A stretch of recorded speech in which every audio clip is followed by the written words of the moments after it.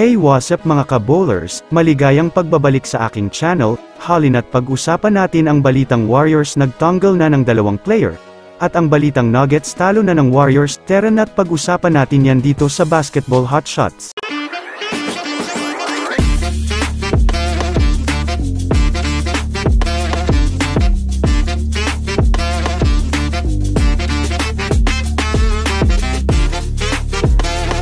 Una nga tayong ako mga ka-bowlers sa balita patungkol sa kupunan ng Golden State Warriors.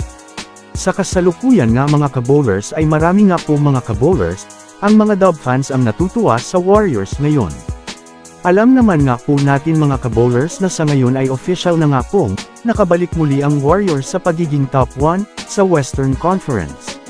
Kung susumadahin nga natin mga ka-bowlers, dinaig na nga po ng Warriors ang Denver Nuggets dahil na rin sa pumapangalawa na lang nga po ito sa kanila.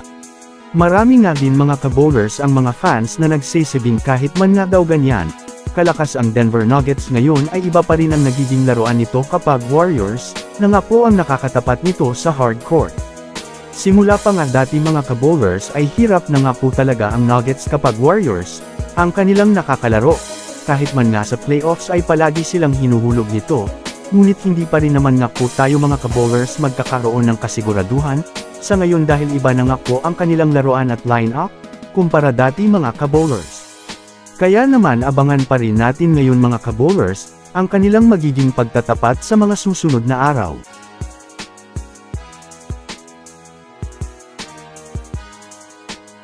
Samantala bagamat man nga po marami sa ngayon ang natutuwa sa Warriors dahil sa nilalaro nila sa ngayon, ay may inilabas pa rin nga pong panibagong balita sa kanila ayon nga sa pinakabagong inilabas, na balita 2 nga pong player mula sa kanilang lineup, ang kanilang tinanggal muna sa lineup at inilipat sa kanilang G-League affiliate, na Santa Cruz Warriors. Ito nga mga ka-bowlers ay sina Brandon Podziemski at si Trayce Jackson-Davis, na pansamantalang out muna sa 4 na magkakasunod na laro.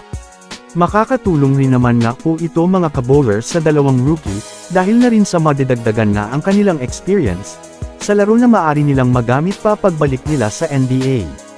Alam naman nga po natin mga ka-bowlers na maganda nga po ang nilalaro nitong 2, sa Warriors ng nakaraang preseason, sadyang mas binibigyan lang nga po ng pansin ng Warriors ang kanilang mga dating manlalaro. Kaya naman abang-abang na lang tayo mga ka-bowlers sa mga susunod na update, patungkol sa kupunan ng Golden State Warriors.